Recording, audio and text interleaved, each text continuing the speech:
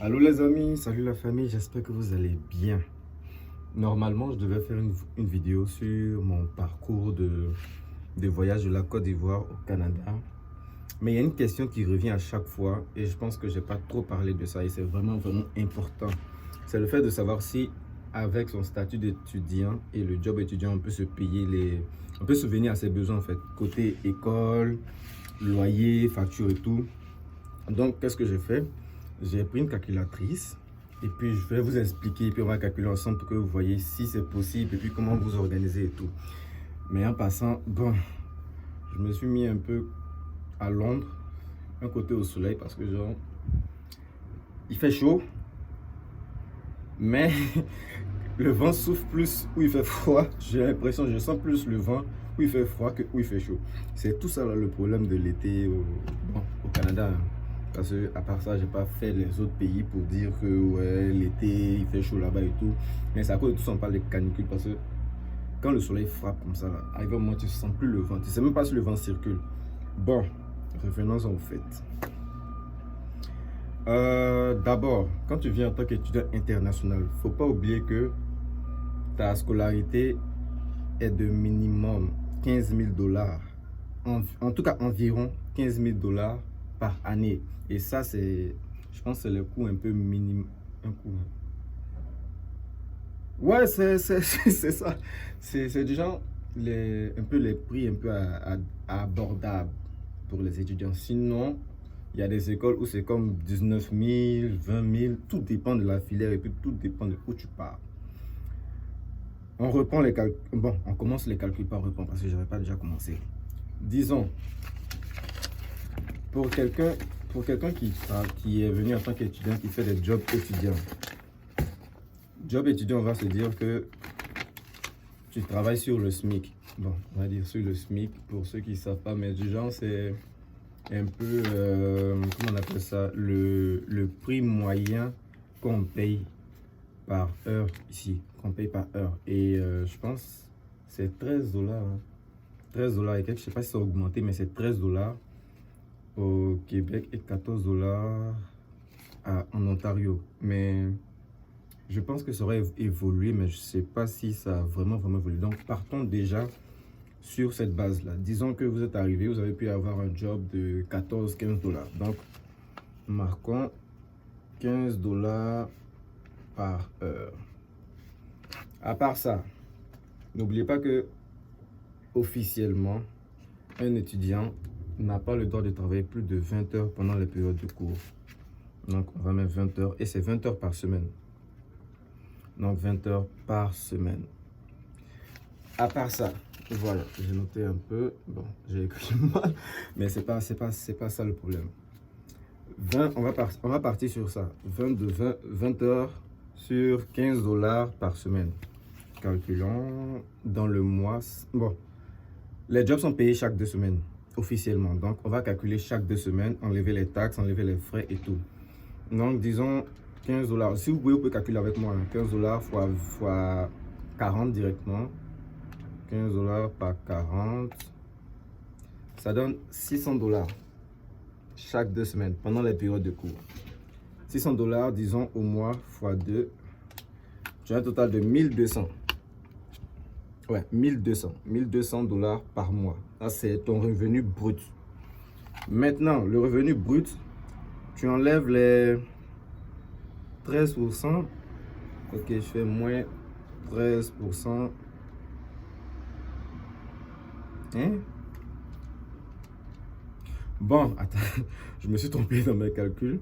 Ok, 1200. Je voulais qu'on calcule le pourcentage de ça. C'est plus avec mon téléphone que je fais. 13%. Ok, ok. Fois 13 égale divisé par 100. Ok. Il y a 156 $ qui vont retirer sur ta paye comme taxe. Donc, ça te donne, donc disons, 156 moins 1200, il te reste 1044. 1044. Disons que tu es venu, tu es dans une chambre de, je vais dire, on va partir sur le minimum 500 $. Ouais, on va partir sur 500 $. Donc, moins encore 1044, moins 500. Ça, c'est ton loyer que tu payes chaque mois. Il te reste 544 $. 544 $, n'oubliez pas que vous allez payer votre facture de téléphone. Pour d'autres personnes, en tout cas, il y a certains qui payent les factures de courant et tout, mais c'est pas tellement cher. C'est environ 40-80 $. Tout dépend de comment tu t'organises toi-même. Donc, disons, tu payes ta facture de téléphone, on va enlever 40 $ parce que c'est un peu comme un peu dans le strict minimum, un peu. 40 $. Il te reste 504 $. 504 $. Disons que tu vas manger, faire des emplettes, ton transport et tout. Le bus pour les étudiants, c'est par semestre. En tout cas, quand tu vas à l'école. Sinon, quand tu ne vas pas à l'école, tu n'as même pas le droit de travailler.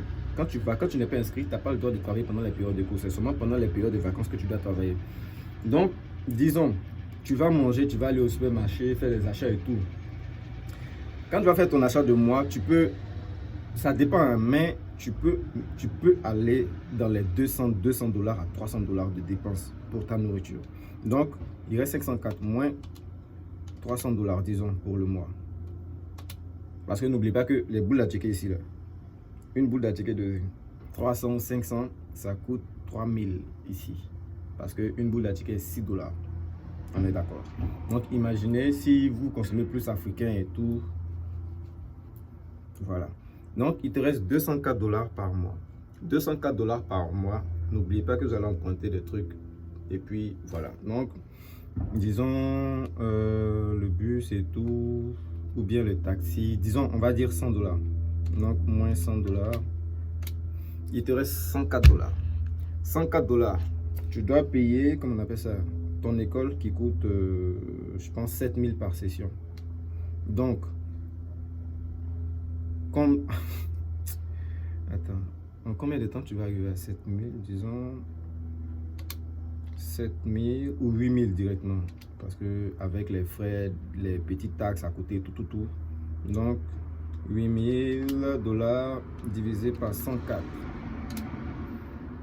Ok, tu as comme 76 mois pour payer ton école avec seulement ça. D'où, quand je fais les vidéos et puis je dis aux gars, les gars, ayez vraiment un bon projet au pays ou un truc qui vous permet d'avoir d'autres fonds en plus de ça. C'est un peu pour ça en fait, parce que c'est vraiment difficile pour un étudiant avec un job d'étudiant de payer toutes ses factures à lui seul et de payer l'école encore à lui seul. Je ne sais pas si vous voyez, mais c'est vraiment compliqué. Il y a des jobs qui sont bien payés. Il y a des jobs qui sont payés à 20 $ de l'heure. En tout cas, il y a certains étudiants qui peuvent travailler là-dedans. Il y a même le job de préposé aux bénéficiaires. Là. Ça, même les étudiants peuvent le faire aussi. C'est bien payé, je pense que c'est payé à 20 $ ou 21 $. Ouais. Pour ceux qui aiment le gore, aller travailler à l'hôpital, côté morgue, c'est payé à 21 ou 22 $ de l'heure. Maintenant, quand tu as un bon... En tout cas, quand tu as ton diplôme ici, ta vie est gagnée, sérieusement. Quand tu as ton diplôme, ta vie est gagnée. Parce que les gens avec qui j'ai fait l'école, il y en a d'autres qui ont fini. Moi, je n'ai pas fini personnellement. Je n'ai pas fini parce que j'ai eu mes soucis. Donc, je n'ai pas pu continuer en tant que tel. Mais ceux avec qui j'étais, qui ont terminé, il y a une... Ouais, elle avait 17 ans. Hein, comment je faisais au collège, là. Quand je dis le collège, c'est un peu comme les grandes écoles d'ici. Elle avait 17 ans à l'époque. Maintenant, je pense qu'elle a 19 ans et tout. Elle est payée à 31 $ de l'heure. Elle travaille à la télévision. Je ne sais pas si vous voyez. Donc, quand tu vas calculer tout ça, ça gagne la vie. Mais, franchement, si vous venez ici, soyez hyper bien organisé. Soyez hyper bien organisé. Parce que moi, je vais dire moi personnellement, parce que je connais beaucoup de personnes. On a vécu, on peut dire, le mauvais côté du Canada parce que nous avons vendu du rêve avant qu'on arrive ici. Je ne sais pas si vous voyez, nous avons vraiment vendu du rêve. Non, tu viens en 6 mois, 7 mois, déjà tout est déjà bon, il y a l'argent et tout. Oui, tu gagnes l'argent, mais c'est comme ça sort. Parce que toi, on te paye bien. Donc, quand tu vas aller acheter les trucs dans le supermarché, il faut qu'on paye bien aussi ceux qui travaillent dans le supermarché. Donc, on te prend de l'argent. Ce qui est bon aussi, c'est que toutes les taxes qui te sont retirées à la fin de l'année, quand tu fais ta déclaration d'impôt, si tu n'as pas dépassé le montant en tout cas qu'il ne faut pas dépasser en tant qu'étudiant. En tout cas, chacun a son montant qu'il ne faut pas dépasser. Si tu dépasses certains montants, si tu as trop travaillé, c'est toi qui rembourses le gouvernement. Maintenant, si tu n'as pas trop travaillé, tu as travaillé dans les normes et tout, le gouvernement te rembourse un certain montant.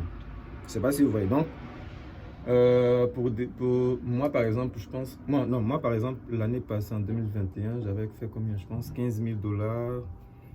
Non, pas 15 000. Je pense que j'avais fait 21 000 $ pour l'année. Je travaillais en tant qu'agent de sécurité, mais ils m'ont dit que je ne peux plus travailler en tant qu'agent de sécurité parce que je n'ai pas un permis de travail. Je dois avoir un permis de travail, laisser le permis d'études. En tout cas, c'est devenu compliqué.